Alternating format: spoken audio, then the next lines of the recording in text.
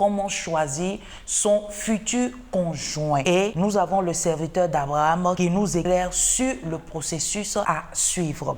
Donc, premièrement, ce serviteur-là nous montre qu'il était une personne qui priait. Dans Genèse 24, le verset 12, il dit, l'Éternel Dieu de mon Seigneur Abraham, fais-moi, je te prie, rencontrer aujourd'hui ce que je désire et use de bonté envers mon Seigneur Abraham. Donc, c'était une personne qui priait. Le deuxième point, c'était une personne qui était franc au sujet de sa foi. C'est très important d'être franc au sujet de sa foi. Dans le verset 48, puis je me suis incliné et prosterné devant l'Éternel et j'ai béni l'Éternel, le Dieu de mon Seigneur Abraham, qui m'a conduit fidèlement afin que je prise la fille du frère de mon Seigneur pour son fils. Et il y a un troisième point, ce serviteur-là a vu les qualités que Rebecca avait. Rebecca était une personne qui avait de l'assurance, qui était aimable, qui était énergétique, qui était forte, qui était généreuse, hospitalière, qui était prête à travailler davantage et était une personne aussi aventureuse. Et on voit cela dans le verset 45. Il dit, avant que j'eusse fini de parler en mon cœur, voici Rebecca est sortie, sa cruche sur l'épaule et elle est descendue à la source et a puisé. Je lui ai dit, donne-moi à boire, je te prie. Elle s'est empressée d'abaisser sa cruche de dessus son épaule et elle a dit, bois, je te donnerai aussi à boire à tes chameaux. Or, quand tu es une personne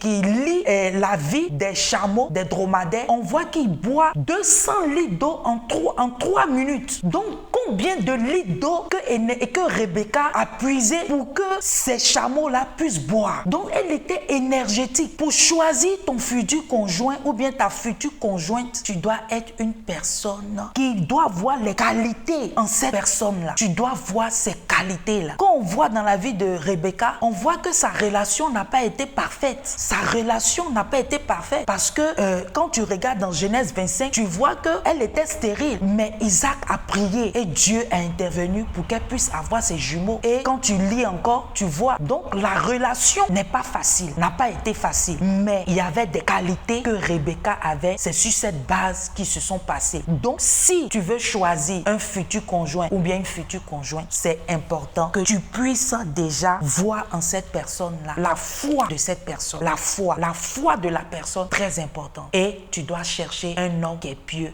ou bien pieuse. Et tu dois chercher une personne qui prie. C'est très important. De telle sorte que, quel que soit quand les montagnes vont se lever, cette personne puisse se tenir pour être à la brèche, pour que toutes ces choses qui se lèvent comme montagnes dans vos vies soient aplanies. Donc je prie pour toi en ce jour que Dieu te donne de chercher les qualités qui sont en une personne. Ils vont te permettre de vivre toute ta vie avec cette personne au nom de Jésus-Christ. Et si tu es là en ce jour, tu ne connais pas le Seigneur en tant que ton Seigneur sauveur personnel, j'aimerais te dire de choisir la bonne part. La bonne part, c'est Jésus-Christ de Nazareth. Et si tu es prêt en ce jour, tu vas répéter après moi. Tu vas dire, Seigneur Jésus, je viens à toi tel que je suis. Je sais que je suis un pécheur. Pardonne-moi et délivre-moi au nom de Jésus-Christ. Merci de faire de moi une nouvelle créature au nom de Jésus-Christ. Si tu as fait cette prière, sache que le Seigneur t'aime. Il est là avec toi. Il est avec toi et il veut changer ta vie. Il veut te conduire. Il veut être ta protection. Il veut être tout pour toi. Sois béni en ce jour. C'était Vie glorieuse avec Senamoti qui dit une vie glorieuse est une vie basée, fondée sur la parole de Dieu. Sois béni